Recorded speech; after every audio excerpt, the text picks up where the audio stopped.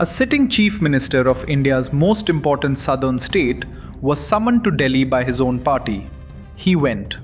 And when reporters asked him why he was called, he said he didn't know. Think about that for a moment. Siddaramaiah, 77 years old, 5 decades in politics, Chief Minister of Karnataka for the second time, called to Indira Bhavan in Delhi, told to come at 11 am without being given a reason. Before walking in, he held a breakfast meeting at Karnataka Bhavan. His loyalist ministers around the table, Parmeshwara, Jarkiholi, Mahadevappa, counting heads, preparing for whatever was about to happen inside. That image alone, a sitting chief minister quietly rallying his troops before entering his own party's headquarters, tells you almost everything you need to know about what the Congress party has become. This story begins in 2023. Congress won Karnataka in a landslide, its biggest state victory in years, a genuine mandate, real momentum. And on the night of that victory, before the celebrations had even settled, the same party began quietly negotiating with itself about how to split the prize. Siddaramaiah had the numbers, the MLA support, the political weight. Shivakumar had run the campaign, built the organization, delivered the victory on the ground. Both wanted the chair. So the Congress High Command did what it has always done in situations like this. It made a deal that nobody would officially confirm existed. Siddaramaiah becomes Chief Minister, Shivakumar becomes Deputy, and somewhere in the room, an understanding was reportedly reached. Power would rotate at the halfway mark. 2.5 years in, the chair would change hands. Except, Siddaramaiah denied any such agreement ever existed. Shivakumar said, "I'm still waiting for that day." And the High Command said nothing clearly either way. A government built on a promise nobody would put in writing. That is where Karnataka has been for 3 years. Now that government is completing 3 years. DKS's loyalist MLAs have been flying into Delhi in batches, camping, lobbying, pressuring. Siddaramaiah holding breakfast diplomacy and counting loyalists. And Rahul Gandhi and Kharge meeting them separately, deciding the fate of a democratically elected government behind closed doors in Delhi. And then, a new name entered the room, Priyank Kharge, son of AICC President Mallikarjun Kharge, being floated as a possible alternative if the Siddaramaiah DKS deadlock holds, which raises an uncomfortable question. Not long ago, Mallikarjun Kharge becoming Congress president was presented as a milestone, a non-Gandhi at the top, a Dalit leader from Karnataka, a signal that the party was capable of moving beyond dynasty. But look at what is happening now. The same Kharge, whose presidency was supposed to represent reform, is at the center of a power calculation where his own son's name is being floated for chief minister. The reform became the new faction. Because that is what Congress does to every power center inside itself. Right now, there is a Rahul Gandhi camp, there is a Kharge camp, there are the Sonia loyalists, the old guard who survived multiple collapses and know where every body is buried. And there are the state satraps, regional heavyweights who support Delhi needs, but whose independence it fears. These lobbies are not new. They have existed in various forms since Nehru. Congress was always a white tent. It accommodated socialists and market economists, Hindu nationalists and secularists, pacifists and hardliners. That breadth was once its greatest strength, a party that could hold India's contradictions together because it held them inside itself first. But here is what changed. When a party contains everyone, it develops no clean identity.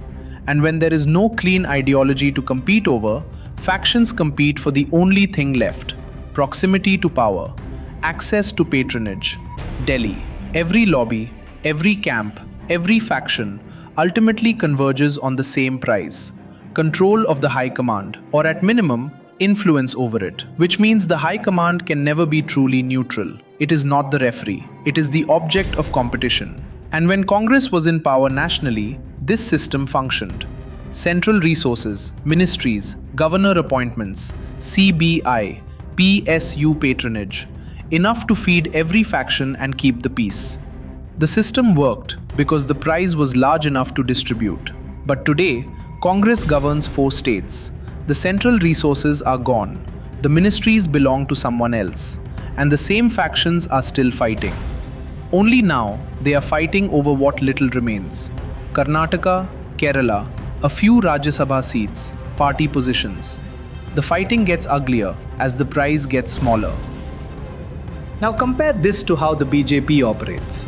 BJP begins planning for a state election 5 years before it happens. It deploys central leadership on the ground, not for photo opportunities, for booth-level organization, for local body elections, ward committees, ground intelligence. When BJP loses a state, the ground structure survives the loss because the organization was never dependent on one leader's personal loyalty network. It was built as an institution. 2023, BJP lost Karnataka. 3 years later, it is not in chaos. It is organized, preparing, waiting, because it built infrastructure that outlasts electoral outcomes.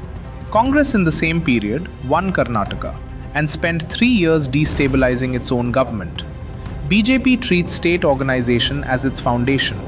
Congress treats strong state leaders as a threat to be managed. And that is the core of the problem. Congress needs powerful state leaders to win states. Siddaramaiah won Karnataka because of who he is. His Ahinda base, decades of political capital, independent identity. DKS delivered it through organizational muscle and Vokkaliga consolidation. The party did not build them. They built themselves inside the party. But once a state leader builds genuine independent power, Delhi gets uncomfortable because an independent base means a leader Delhi cannot fully control. So the High Command does what it has always done. It intervenes, manages, creates counterweights, turns organic strength into factional competition, and in doing so, slowly destroys the very asset that won it the state. Think about the leaders Congress has lost or broken over the last decade. Scindia left for BJP after years of being sidelined in Madhya Pradesh. Sachin Pilot, his rebellion nearly brought down his own party's government in Rajasthan. Leader after leader who grew too strong for Delhi's comfort. The message the party sends every time is the same. Independent power is a threat, not an asset. So what happens next in Karnataka? Maybe Siddaramaiah stays. Maybe DKS finally gets his turn.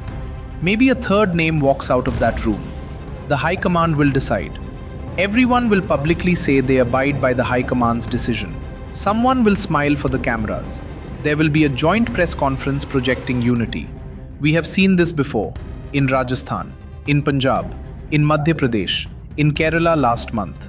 Today, after hours of closed-door meetings at Indira Bhavan, the Congress officially said only Rajya Sabha polls were discussed. No decision on leadership, no clarity on the chair. The curtain came down and the stage was exactly where it was before it went up. And a few months from now, the same tension will resurface.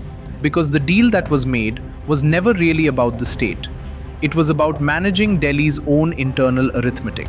The question Karnataka leaves you with is not who becomes Chief Minister. It is whether a party that has spent decades choosing control over growth, loyalty over competence, and Delhi proximity over ground reality can survive long enough in its remaining strongholds to rebuild what it has already lost everywhere else, or whether the last few states it holds are being quietly consumed by the same machine that consumed all the others. And tonight, sources say the High Command has already made its call. Siddaramaiah asked to step down. The offer on the table, a Rajya Sabha seat, a democratically elected Chief Minister being handed a consolation prize from Delhi. You were watching Fault Lines. I'm Abhijit.